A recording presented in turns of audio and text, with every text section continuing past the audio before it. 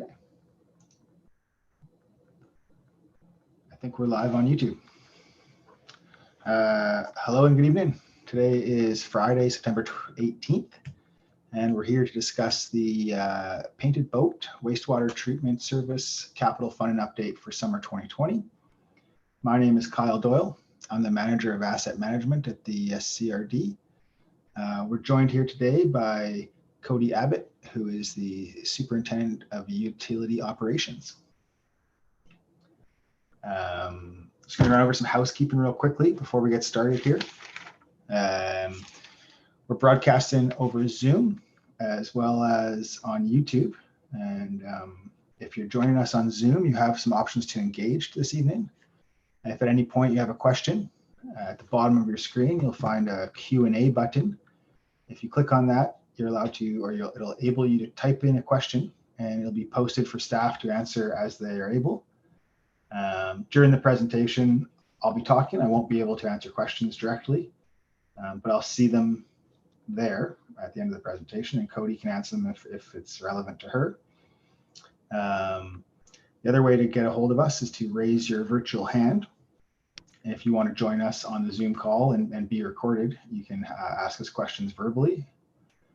There is a chat function with Zoom, but sometimes it gets overcrowded and we might miss your question. So it's preferable to use the question and answer option or to use the raise your hand.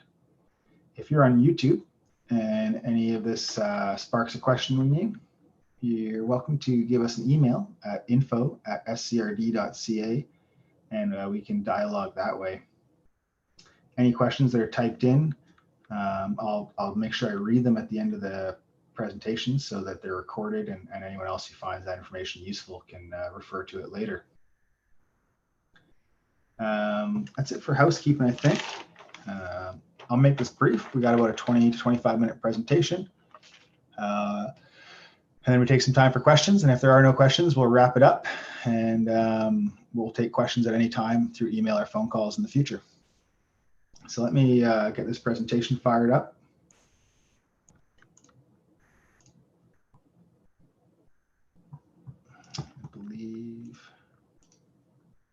That should be up on your screen now. So today is the wastewater treatment summer 2020 capital funding update for Painted Boat in Area A. What's on the screen now is a map of the service area. If you are residing outside of the area contained within the blue border, this presentation does not directly relate to you. However, you're welcome to stay. Let's keep the questions related to Painted Boat at this time. Today, we're going to talk about a quick summary of the previous review and engagement sessions we had. We're going to go over the capital funding update, which is the meat of the topics. And we're going to talk about what's next, and we'll take some questions. So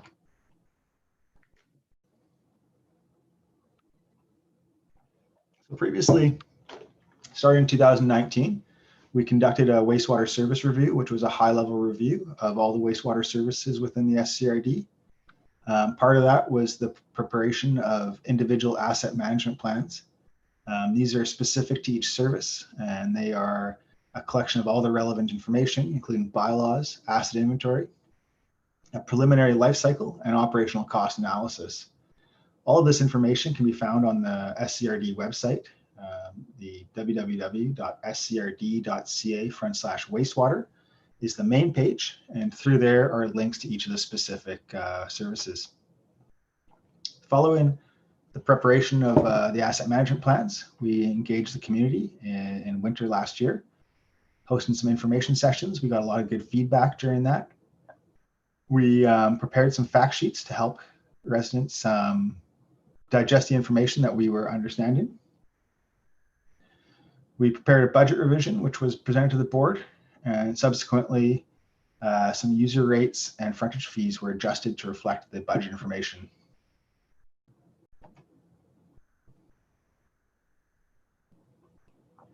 Some of the key findings from the 2019 wastewater service review is that existing revenue is unsustainable, and this means The operation budget was found to often be greater than the revenues generated from the user fees. And because of that, contributions to reserve funds were frequently deferred. We also found that future capital expenditures were not adequately planned for. And as such, the ratio of capital reserves that were built up to future capital expenses was far too low. If you attended our engagement sessions in the past, this will be familiar, but just as a recap, previously the funding model for wastewater services in the Sunshine Coast Regional District included a frontage fee, which was collected from every parcel in the service area, and a user fee, which was collected from every parcel that was connected to the wastewater service. So if you own a property within the service area, you are responsible to pay a frontage fee. And if you are a user, you pay a user fee. These two fees were combined to create an operating budget. The operating budget was used to fund the annual expenditures and to fund the capital and operating reserves for each service. So as a result of our review, some of the key outcomes, we decoupled the user fee and frontage fee so that user fee revenue only funds operation and maintenance, and frontage fees only fund capital expenses. This allows for more transparency and accountability.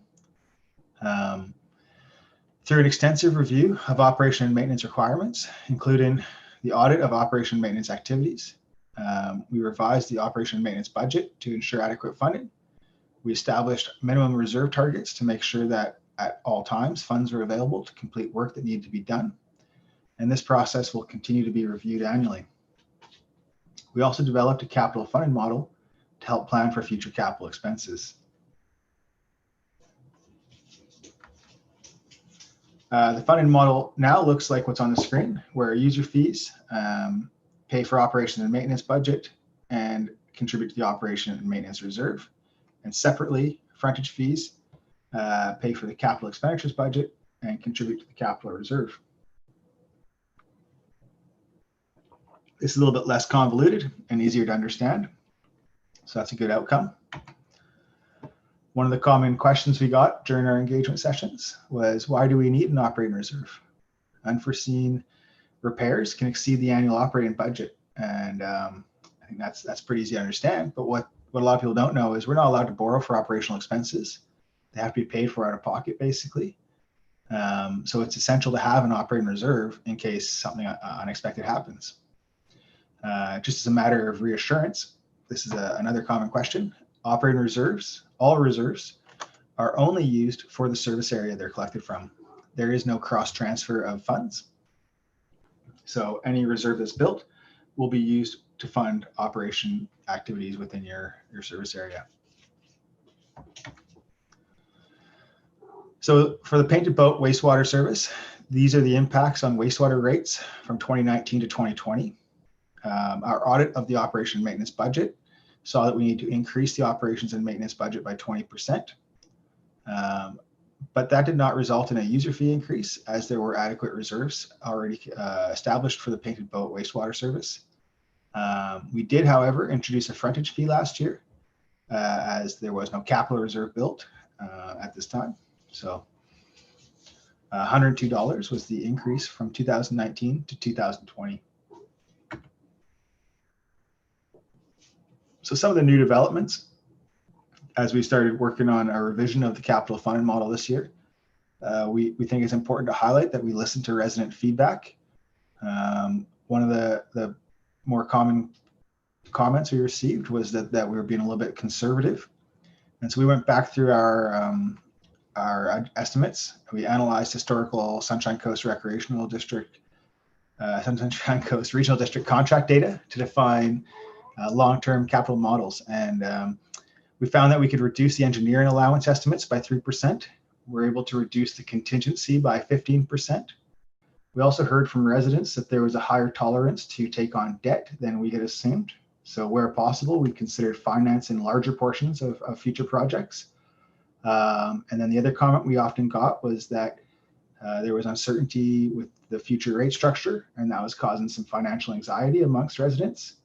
So we're proposing going forward that there's a 5-year rate structure that's revised annually, and this will provide residents with advance notice of what's coming up with their use or their service area.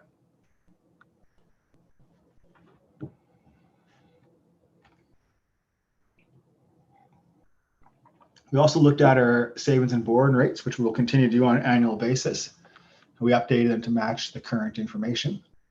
And we introduced a variable borrowing rate to reflect that depending on the term of the loan we anticipate taking for future infrastructure, there are different rates.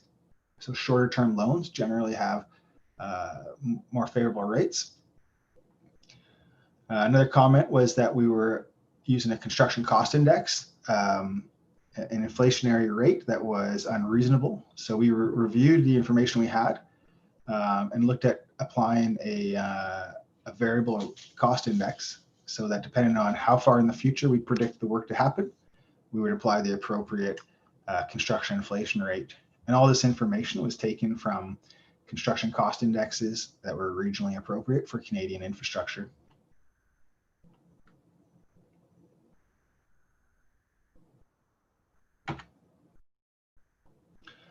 So just a little review. We covered this in our previous engagement sessions, but some of the key factors that determine how these models are made or restrict the options we have for getting creative with funding. The provincial legislation, particularly the Local Government Act, dictates that local service areas in the regional districts can only be funded by the participants of the service area. So we can't tax people in Roberts Creek for a wastewater service in Pender Harbour, and we can in fact tax people outside of the service area in Pender Harbour for a wastewater service in Pender Harbour. The only people that can contribute to expenses related to your service are those that are within the service area, and this means that the costs are shared by a small number of people. Obviously, everyone understands that infrastructure degrades over time, and that reduces the performance of the infrastructure, and it also increases the maintenance costs. So it's important that we renew infrastructure when it's due for renewal, so we get the optimal performance from it. And another thing that should be common knowledge is that infrastructure costs inflate over time. What we pay today for something is not what we'll expect to pay in 50 years for the same thing.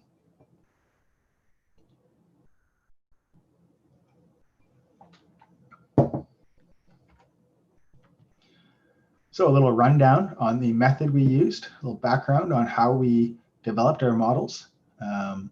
First, we looked at a timeline of the anticipated replacement for each piece in your wastewater service using the estimated useful life of the infrastructure.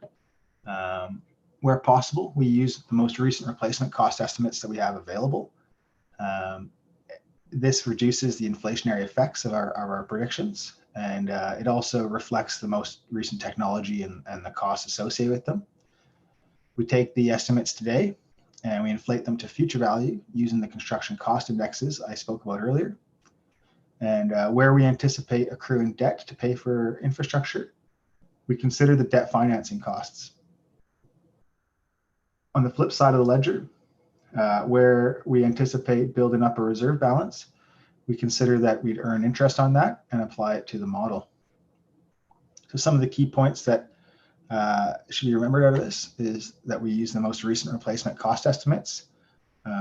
This makes sure that we don't inflate old data, and we make sure we're staying on top of our technology. Since this is an annual review process, as we get more information, these models will be refined and will be more and more accurate. Second thing to recognize is there's three components in your wastewater service. You have a treatment plant, which is what most people are familiar with. You also have a disposal system, and you have a collection system. Each of these components have a different lifespan. Treatment plant and the disposal system around 50-40 years, and the collection system we expect to last about 80 years.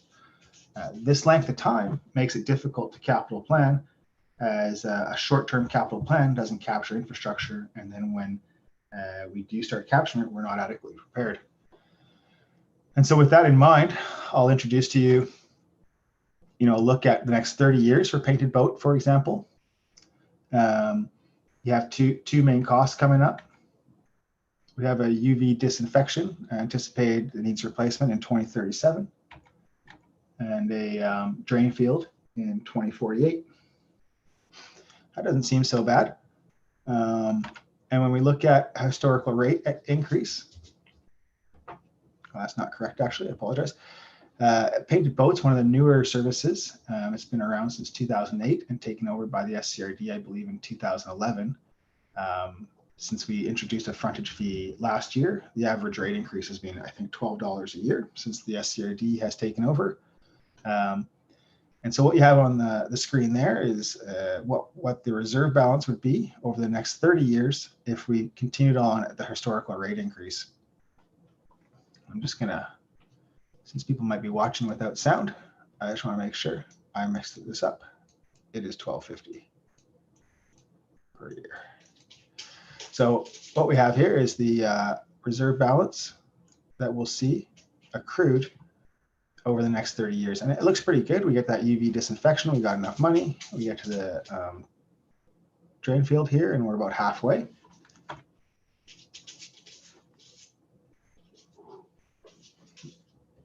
Just reiterating, gray line, reserve balance.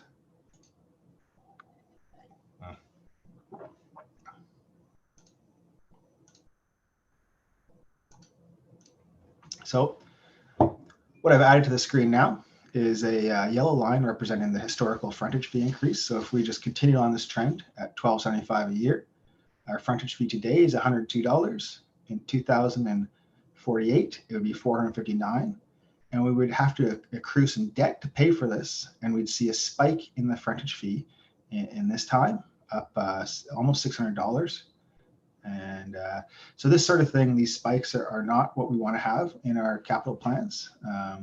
There's two reasons. Number one is obviously if you're paying off debt aggressively, you're not accumulating any more reserves. But also the residents that come into the service in this time, they'll see this coming up, and you know, it makes it less appealing. It's a financial stressor knowing that you have a $600 increase in your frontage fees in a single year. So we're looking to avoid that where possible.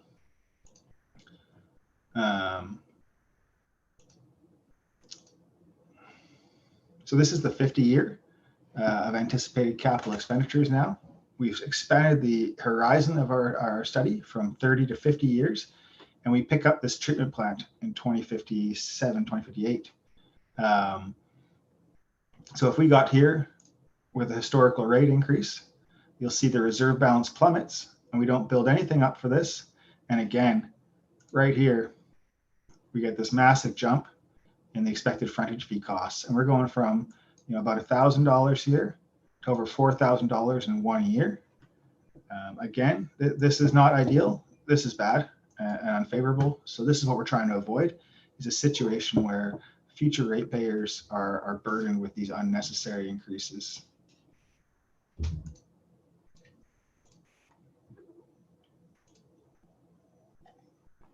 If we continue expanding the horizon, you know, we look at 80-year lifespan for a collection system. So this is 75 years of anticipated capital expenditures. You start getting some pretty big spikes. There's got to be a cutoff at some point, and we consider 50 years to be kind of the Goldilocks of this. You know, it's not too hot, not too cold. So we're not going to consider what's in the outside the 50-year range. But that being said, you can see why it's important to pick an appropriate window to plan for your infrastructure replacement, or else you'll get surprised in the future. So now we're going to go into some of the models we've reviewed. We looked at a lot of options on how to fund this, and we're going to present three different options. And at that point, we'll take maybe a poll and see what's the most favorable among the people who are on Zoom today. And that information will be shared with the board, but there is no you know, binding resolution from the poll. This is an informal survey more than anything. So what I've got up on the screen now is the first plan we've looked at. This we'll call proposed plan number 1. From our original engagement sessions, this was the first plan we looked at for Painted Boat. And the key points for this is there's a $200 a year increase from this year to 2023. So the frontage fee would go from $102 up $200 a year. And then when it reaches $702, we would increase it at 2% annual increase. And what's important about that number, or the reason we've chosen this 2% number here, is that matches the CPI, Consumer Price Index. Basically keeps the value of the money the same. $1 today, you'd be worth less in the future, and that 2% reflects that inflationary value.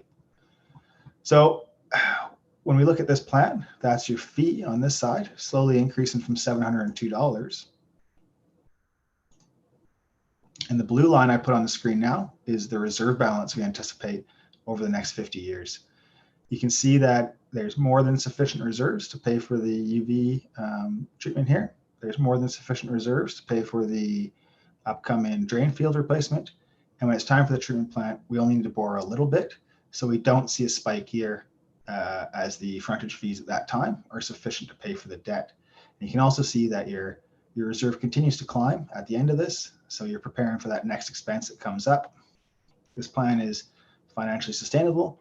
I think that Painted Boat is fortunate that it's a newer system and there is time to prepare to pay for the capital expenditures that are coming up.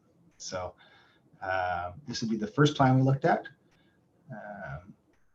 We did hear some feedback that $200 a year of an increase was a little bit too aggressive. And so we took that and we looked at $100 a year increase. And so for the next 6 years, we go from $102 today to $702 in 2026, and then 2% annual increase from there. Obviously, we aren't able to save as much money over the same time frame because we are paying less for a short period of time. So what we see is the frontage fee, the reserve balance continues along. It's more than sufficient for the first two expenses, but we're borrowing more in 2050s. However, this is still fine. We're borrowing less than 30%. At the end of it, we're not seeing a spike in the frontage fee here, and we're seeing our reserve balance climb at the end. So this is also a healthy, sustainable financial plan, and both of these would be perfect for the future.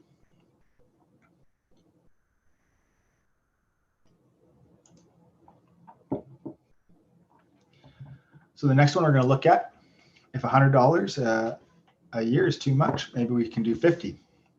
So we look at a $50 increase from 2020 to 2030 with a 2% increase beyond that. And we get into this situation where we have $1,100 increase to pay for the treatment plant. And the reason for that increase, when I throw the reserve balance on there, you can see that we have about a third of the reserves at this point for the treatment plant. And you can see the reserves at the end here aren't climbing up because we're busy servicing this debt. So this is something we're trying to avoid, the idea of having the jump there. Although it does kind of serve our purpose now, it's a little bit more palatable to pay, a lower slope, lower increase here. It's not fair for the people here. So this is less of a ideal situation, and I don't consider this to be a financially sustainable plan. It's also it doesn't comply with SCRD financial policy. So this would be a hard one for the board to agree upon. Just to make it easy for everyone, I'm going to compare the three plans and the historical rate increase that we talked about. What you can see on your screen here is the 4 different rate increases we talked about. This one here, the green, is the first plan, the brown is the second plan, and the purple is the third, while the yellow is the historical one. So the yellow looks favorable until about here where it's the same, and then it gets absolutely crazy. That's not really acceptable. Makes this one look more acceptable, but I don't think that is either. So the two plans that are working, we've kind of done a little bit of a range here to see what's possible and what's not. This is too slow. This is all right, and this is okay. So that kind of gives you an idea of the range of options we have and what works to make sure it's sustainable for the long term. At this point, I'm going to throw a poll up on the screen. If I can find it. Oh, I cannot.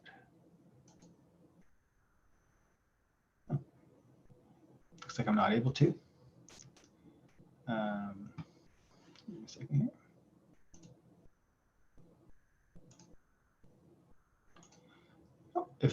If you want to just maybe throw into the chat there if you have a preference, or you can let us know on email which of these plans makes the most sense to you. Having some problems with Zoom here, not able to throw up my poll. So I'll just move on then. So what comes out of this capital funding plan? We're not asking the board to commit to a 50-year plan, because the board and most of us probably won't be around in 50 years. But we are asking them to commit to a 5-year rate structure to provide residents and staff with cost certainty. It allows us to make financial models and plans and decisions, and allows residents to make financial plans, models, and decisions for themselves. So in a 5-year rate structure, the next 5 years would be planned out, and then every subsequent year, the 5th year would be changed, and the public would be notified of what's coming up in 5 years. This is the 5-year rate structures that we see coming out of those 3 plans we discussed today. I put the user fee on the far left column because I understand that you have 2 fees to pay here. The user fee at $537.50 at this time, we expect it to remain steady, but there is an annual review to make sure that operation budgets are sufficient. That could be adjusted either way. There's no desire to build an excess reserve. So if we are building excess reserves, we can lower that fee. And if we feel like the reserves are being depleted, we might end up raising it. But that would be something we'd communicate down the road. So today we're talking about capital funding only. The three columns that are colored there represent the 3 plans. So if we went with plan 1, if the board decides to enact that in 2020, we'd be looking at $102, 2021, $302, and so on. And these would be the structure that would be presented going forward to the public and the residents if these are agreed upon.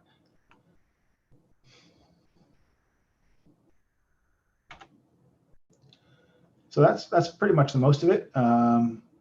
Upcoming work, we're going to finalize this capital funding model. We're going to cross our T's and dot our I's. We're going to make sure that we haven't made any mistakes before we present it to the board, where possible. And this doesn't apply as much to the painted boat because it's a fairly new system, but we will continue to pursue grant opportunities for future work. We've been successful in the last year for several service areas to get grants that allow us to have feasibility studies conducted. And so anytime we can get a grant, we can offset some costs that would otherwise be paid for by the service users. We'll present a 5-year rate structure to the board for consideration, and they'll decide what they want to do with that.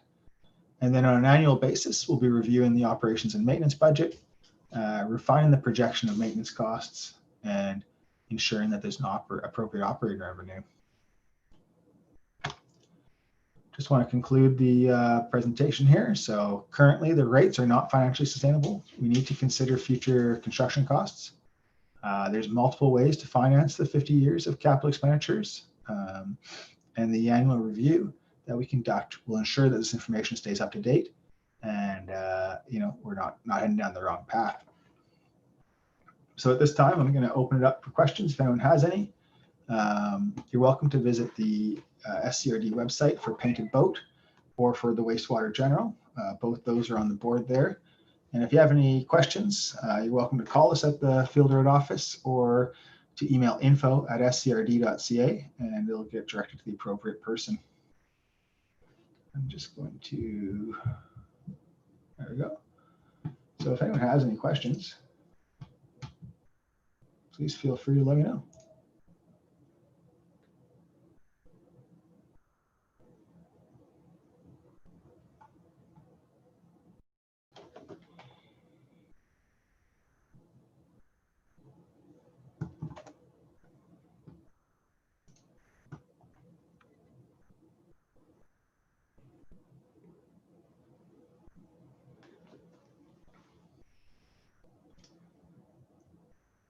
It is late on a Friday. It's been a pretty rough week, I think, with the smoke and everything on the Sunshine Coast. So I appreciate that there may not be the energy right now to ask the questions or to process this information. So, feel free to watch us again on YouTube or think of what we have to say and get a hold of us through the email if you have any questions. I'm more than happy to follow up. I can go back in the presentation if any of this didn't make sense. It looks like we might just have one of you on the Zoom call here today. So the chair is yours if you have anything to ask.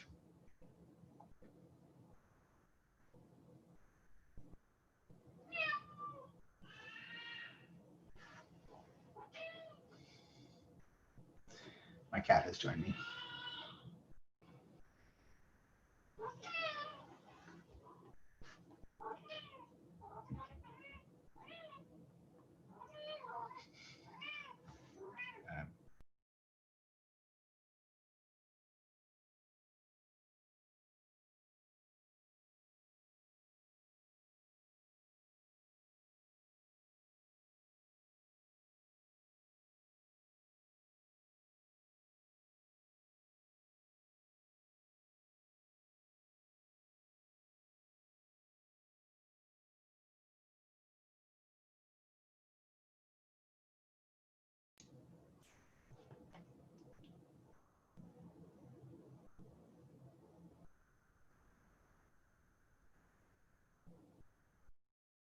Okay.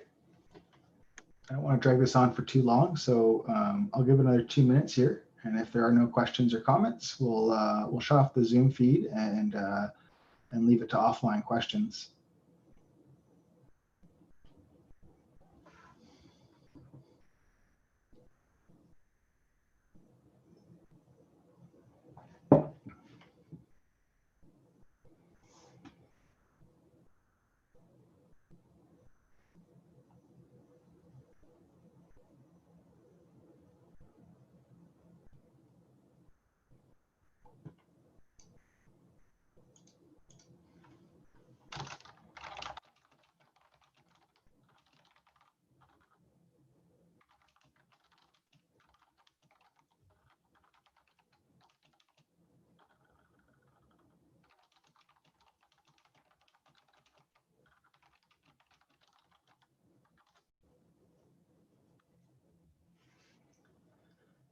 Just a reminder, these presentations are posted on YouTube, and the links can be found on the Painted Boat Wastewater website at www.scrd.ca/painted-boat.